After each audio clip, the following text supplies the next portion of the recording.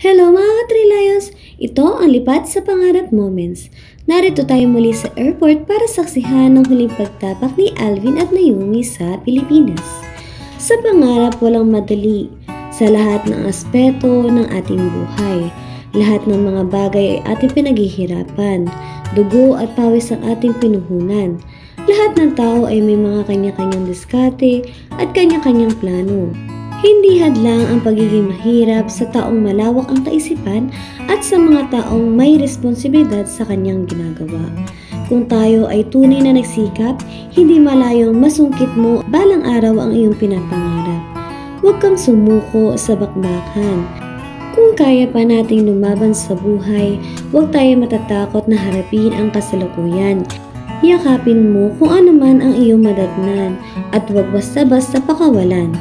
Yakapin mo ang buhay at mangarap ka. Sometimes you need to leave in order for you to grow. Good luck and have a safe flight, Alvin and Naomi. We're praying for your success. Bye-bye!